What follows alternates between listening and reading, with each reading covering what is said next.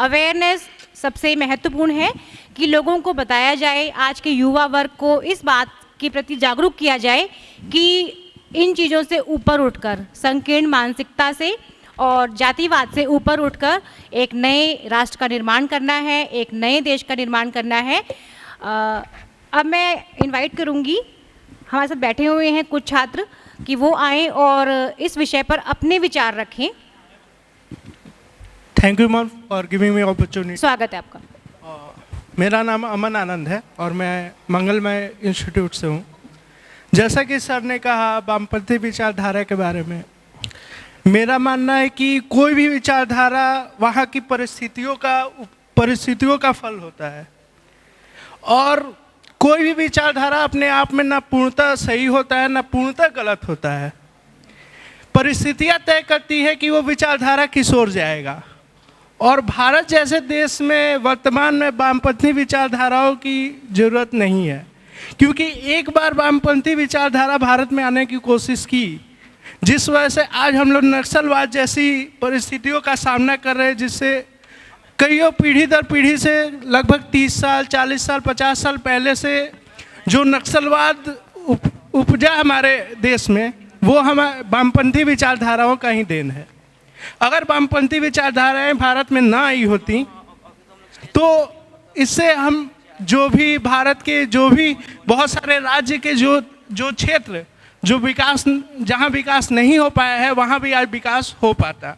जैसे कि for example हम लोग ले सकते हैं छत्तीसगढ़ के बहुत सारे इलाके ऐसे हैं, बंगाल के जहाँ से नक्सलवाद चालू हुआ, नक्सलवाड़ी क्षेत्र, वो सब इलाके जो हैं वो आज विकसित हो सकते थे, लेकिन कोल्ड वार के समय और उसके भी बाद इंटरनेशनल रिलेशंस के वजह से ऐसी परिस्थितियों का आगमन हुआ, ऐसी परिस्थितियां उत्पन्न हुई जिसके वजह से वामपंथी विचारधाराएं का उद्भव भारत में हुआ।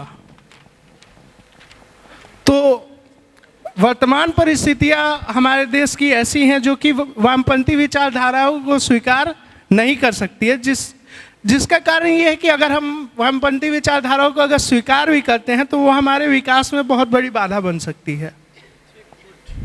धन्यवाद। ऑडियंस में भी अगर कोई क्वेश्चन हो तो आप पूछ सकते हैं। ऑडियंस में से प्लीज़ कोई क्वेश्चन, कोई सवाल आपका। देखिए, मैं आपको एक बहुत फैक्ट बताता हूँ, बहुत इंटरेस्टिंग है। एक बार मैंने डिबेट में बोला था, बस्टिंग द मिथ इस सेशन का नाम है, यानी जो झूठ है उसको क्या सही है इस चीज़ की एनालिसिस करना। जीटी रोड का प्रयोग, ग्रैंड ट्रंक रोड का प्रयोग सबने किया है, और अगर मैं पूछूं जीटी रोड किसने बनवाया था तो सबके चेहरे पे सब एक ही नाम होगा। किसने बनवाया था? जोर से बोलिए, किसने बनवाया था? नहीं सर, शेरशाह सूरी ने। अब आप थोड़ा सा लॉजिक लगाइए। चिटगांव वहां से शुरू होकर के पेशावर तक जाती थी, लगभग 3000। आज नितिन गडकरी जी के पास इतनी बड़ी बड़ी क्रेन है, मजदूर हैं, और शेरशाह सूरी का शासनकाल केवल 5 साल के लिए था। अपने ही तोप के गोले से वो मारा गया था विद इन 5 ईयर, उससे ज़्यादा वो राजा नहीं था। जो काम भारत की सरकार 70 साल में नहीं कर पाई, इतनी लंबी सड़क बनाना, मेरे ख्याल से आज भी अगर देखा जाए तो कम से कम अगर इतनी लंबी सड़क बनाया जाए तो बहुत टाइम लगेगा। उस वक्त तो रिसोर्सेज भी नहीं थे, क्रेन नहीं था, सब कुछ मैनुअल था, जगह जगह गड्ढे थे, सारी चीज़ें। और 5 साल के भीतर वो मतलब युद्ध भी करता था, लड़ाई भी लड़ता था, कैंप भी करता था बाहर, तो कहाँ से बनवा लिया? तो ये एक, जब आप लॉजिकल सोचेंगे तो आपको बहुत सारा फैक्ट मिलेगा। इसीलिए मैंने प्रोग्राम का नाम रखा है बस्टिंग द मिथ। दूसरी इंपॉर्टेंट चीज़ ये है कि वेस्टर्न कल्चर का जो फैशन है मेल या फीमेल का, उसको बहुत अच्छा माना जाता है। अब किसी से आप पूछ दीजिए कि श्रृंगार करने के 16 जो विधाएं होती हैं हम लोगों के यहाँ, फीमेल्स के लिए, देवियों और बेटियों के लिए 16 तरीके के श्रृंगार होते हैं, पैर से लेकर के सिर तक अगर देखा जाए। किसी भी वेस्टर्न कल्चर में है ऐसा? उनके यहाँ बहुत सिंपल होता है, बहुत सिंपल, थोड़ा बहुत फेस वॉश को क्लीन कर लिया, हेयर स्टाइल हो गई, 1-2 रिंग वगैरह। और कपड़े पहनने के भी इतने तरीके उनके पास नहीं है। यहाँ पे हर गांव में, हर स्टेट में कपड़ा, कपड़े की डिज़ाइन, पेंटिंग, खाना, हर चीज़ चेंज हो जाता है। तो तो मैं बोलना ये चाहता हूँ कि किसी भी चीज़ को जो बोल दिया गया, जिस देश ने जीरो का आविष्कार किया, दशमलव का आविष्कार किया, उसकी शिक्षा पद्धति को ये बताया जा रहा है कि ये तो गंवारों की शिक्षा पद्धति है। तो ये बहुत बड़ा मिथ है। अगर कोई अंग्रेज मिले, कोई बहुत बड़ा कॉरपोरेट का सीईओ मिले, ठीक है, अंग्रेजी जानना जरूरी है, लेकिन इस कॉम्प्लेक्स में अगर कोई आपको रखना चाहे कि अरे आप तो हिंदी जानते हो या तमिल, मलयालम, तेलुगु, मराठी, बंगाली जानते हो तो आप इन्फीरियर हो, तो इस चीज़ को कभी भी अपनाइएगा नहीं। नेक्स्ट क्वेश्चन पूछिए प्लीज़। बहुत बढ़िया, बहुत सही बोला सर ने कि हर चीज़ के पीछे तार्किकता का होना ज़रूरी होता है, कि ज़िंदगी को सफल बनाने के लिए बातों से नहीं, रातों से लड़ना पड़ता है, मेहनत करनी पड़ती है। तो इस कड़ी को आगे बढ़ाते हुए मैं हमारे साथ बैठे हुए हैं विवेक जी को मैं मंच पर बुलाना चाहूँगी कि मंच पर आएँ और अपने मन में जो सवाल उठ रहे हैं इस बस्टिंग द मिथ को लेकर वो शेयर करें। So, ma'am has already introduced my name. Like, my name is Vivek, and sir and him also talked about Jativad. Why we are dividing to each other in the caste, in the religion? Yeah, we know that it's a real fact that we are dividing to each other in the segments. But we need to think about that. Like, why in India it is possible? Why in China it is not possible? Because as we know that in the past time China was the Buddhist country. But why it is happening in India? Why anybody is coming and influencing our mind and we are following the facts? Why we are not going in the market? We are not going to take the real data.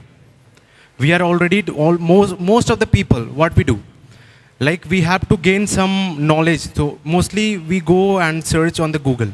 We don't visit the market. Because on the Google, it's a secondary data. And that's how our mind is manipulating to everybody. Yes, right, Yeah. right. And that's the fact. That's why our mind is in the control of the other person. Sir told that, yes, sir. देखिए, दो चीज़ें हैं। आपने अभी एक चीज़ बोली, please take your seat and be relax, कि चाइना में ये नहीं है, अमेरिका में ये नहीं है। मैं तो बहुत सारे जगह गया हूँ और गया नहीं भी हूँ, तो पढ़ी है मैंने चीज़ें। ऐसा नहीं है कि चाइना में सोशल डिविजन्स नहीं है, फैमिली डिविजन्स नहीं है, और या पहले नहीं था। वहाँ पे भी ज़बरदस्त डिवीज़न है। पूरे चाइना में अगर आप देखेंगे ना, तो एक पर्टिकुलर, अब मैं नाम नहीं लेना चाहूँगा, वो अपने आप को चाइनीज़ के बीच में सर्वश्रेष्ठ मानते हैं। दूसरी चीज़ मैं आपको बताऊँ, जाति, जैसे आपने बोला कि जातियों में बांटने का मतलब होता है क्लासिफिकेशन। जाति प्रथा जब बनाई गई थी तो इस उद्देश्य के लिए नहीं बनाई गई थी जो आज प्रेजेंट किया जाता है या जो हमको दिक्कत पैदा कर रहा है। क्लासिफिकेशन तो हर वक्त होगा। आज के 3000 साल पहले अगर हम बात करें तो भारत की पॉपुलेशन मेरे ख्याल से कम 1.5-2 करोड़ तो जरूर ही रही होगी।